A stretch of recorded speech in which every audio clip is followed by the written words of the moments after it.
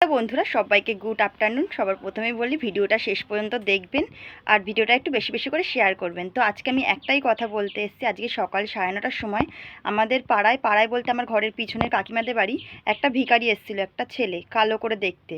তো ছেলেটা এখন ভিক্ষা নিতে এসছে, বলে মা মনসার নামে কিছু ভিক্ষা দিন। তো ভিক্ষাটা নেওয়ার নাম করে এসে ঘরের দিকে দেখছে, মানে কোন ঘরে বাচ্চা কাচ্চা আছে সেইটাই। তো দুটো মানে ওই বাড়ি দুটো বাচ্চা ছিল, বাচ্চা দুটো বাইরে বসে খেলা করছিল। এবার যখন আমার মেজো কাকি একটু বড় বড় করে তাকিয়েছে, মানে বুঝতে পেরেছে সন্দেহজনক কিছু লেগেছে, তখন কি করেছে, মানে আমার বড় কাকি গিয়ে ভিক্ষাটা এনেছে, মানে চাল পয়সা এনেছে তার কাছে। সে চাল পয়সা রেখে দৌড়ে পালিয়েছে ভয়তে। এইখানে আর কোনো পাড়ায় সে ভিক্ষা নেয়নি, চলে গেছে আবার অন্য পাড়ায় ভিক্ষা নিতে। তাহলে এখানেই সে বোঝা গেল যে সে ভিক্ষার উদ্দেশ্যে আসেনি, সে এসেছিল বাচ্চা, মানে কোথায় কোথায় বাচ্চা আছে সেইটাই দেখার উদ্দেশ্যে বা নিয়ে যাওয়ার উদ্দেশ্যে।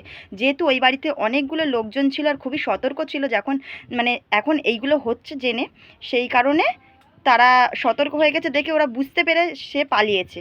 সে পালিয়ে আবার অন্য এক জায়গায় যাওয়ার চেষ্টা করেছে, মানে বাড়ি বেছে বেছে যাচ্ছে, কোন বাড়িতে বাচ্চা আছে সেরকম বাড়ি বেছে বেছেই যাচ্ছে। অন্য এক পাড়ায় গেছিলো, সেখানে ওকে লক্ষ্য করা হয়েছে।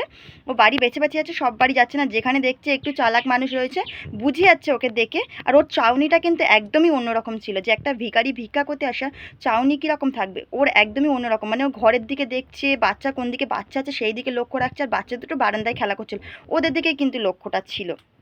তাই এই ভিডিওটা তার জন্য যে সবাইকে একটু বাচ্চা সাবধান করে রাখবে আর নিজে সতর্ক থাকবেন, বাচ্চাকে সাবধানে রাখবেন।